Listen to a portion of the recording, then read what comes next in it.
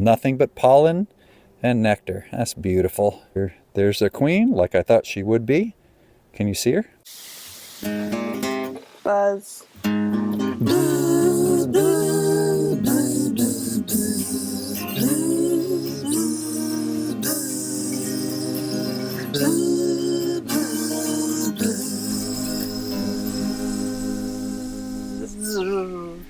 We haven't had many nice days, but this was one. The temperature was near 60, so I could take a little more time to see how this overwintered nuc was doing. This is my standard spring feeding setup now. I drill 5 or 6 small holes in a yogurt lid and fill the container with thin syrup. I rest it on another yogurt lid with the center cut out of it. The added space underneath allows more bees to access the syrup. Just a couple of quick puffs. And let's see what's down in there. You're sure to notice my new beekeeping gloves. They are 15mm nitrile gloves, recommended by my friends in Texas. I absolutely love them so far. I'll keep you posted on how they do this summer, but I doubt I'll ever wear leather gloves again.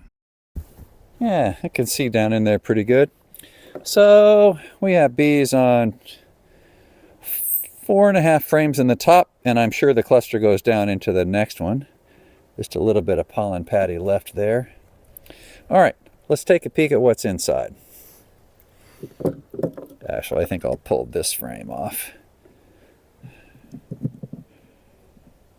And that's a frame with lots of honey on it and lots of pollen. Can you see all that pollen, Eileen? Yes, that's amazing. Yep, so they're storing a lot of pollen. And I'm going to change my mind. I'm going to put that back in and pull this frame here because I don't think they're using it as much.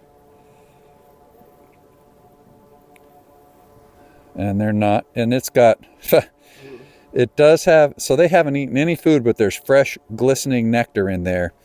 So what that tells me is that they are getting dandelion and willow nectar. So that's great. A little bit of pollen. So I'm just going to set this to the side here. Actually, in this box, I made sure the queen wasn't on it.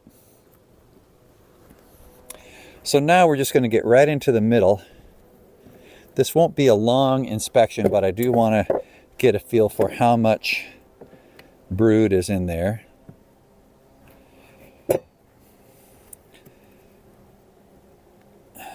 And nothing but pollen and nectar. That's beautiful. And there's some stores, but no eggs, so that's fine. So I expect to see brood on these next 3 frames. Yep, solid capped brood. Well, not solid, but pretty close. They look great, and there are, in those cells where there's not brood, there are eggs. So she's doing a great job. Early in the season, there's often a little bit of a scattered pattern, but they figure it out with a little bit of time.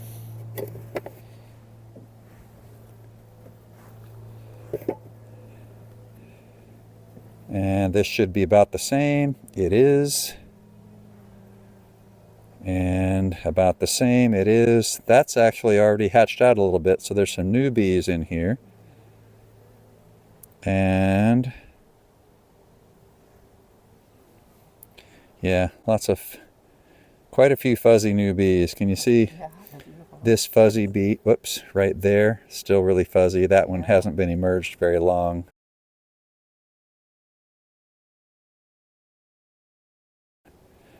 They look really good. And I want to see the same thing here.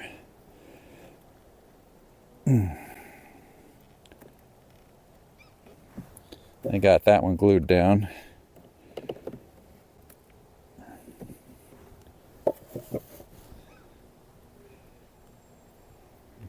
Glance over here. There's their queen, like I thought she would be. Can you see her? No, where is she? Right in the middle, bottom third. Now she's walking right into the middle. She's a beautiful queen. I said I was going to mark her, but I just don't feel like it today. I'm kind of in a hurry. Beautiful queen. and really beautiful frame of brood there and pollen. So these guys are just taken off as they should, and we already looked at that frame. So we know there's not much going on there. That's about all I needed. I got 3 frames of brood. I do want to get a feel for how many bees are in here. How do you estimate that? Well, I look down for one thing, but I will also break these boxes apart and I'm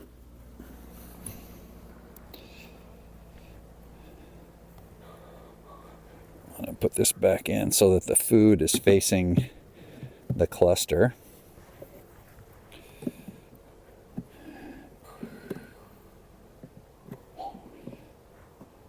So they look great. Those 3 frames of brood hatch into 10 frames of bees. So we're gonna I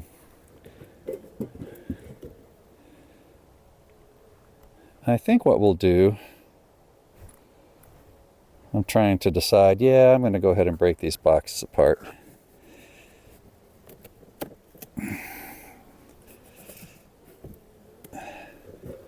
Why are you breaking them apart? Well, I want to see what's in the bottom box, and this is the best way to do it. I'll put them over here just for now. And so there's not very many bees down here, but my guess is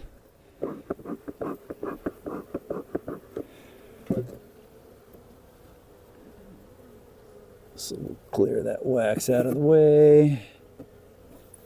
That's the kind of wax that might crush a queen. It might crush any bee, but there's one bee we really don't want to crush. So we're going to take a quick peek here. Some resources, but lots of room to lay primarily. So they're going to move right down into this bottom box very soon.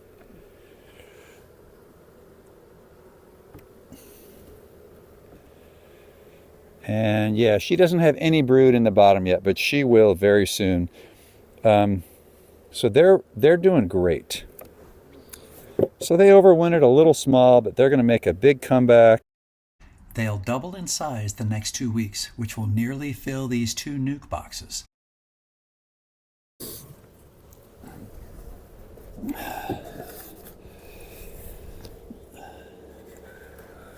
Make sure there aren't any bees hanging out on the bottom there.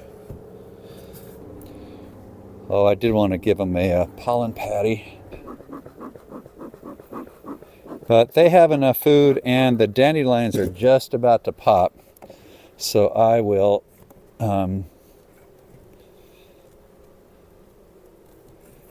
I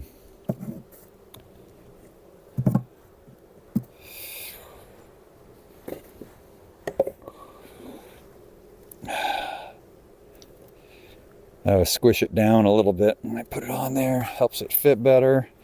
That's when I really like these nitrile gloves. Okay, get back down there. No squishing allowed.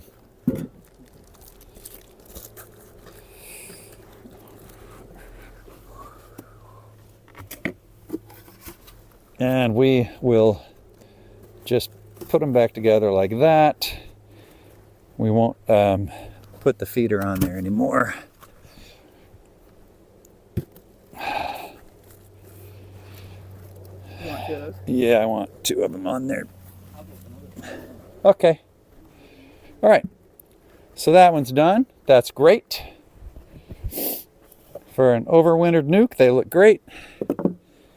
I'll probably regret not marking that queen later, but for now, that's how it is.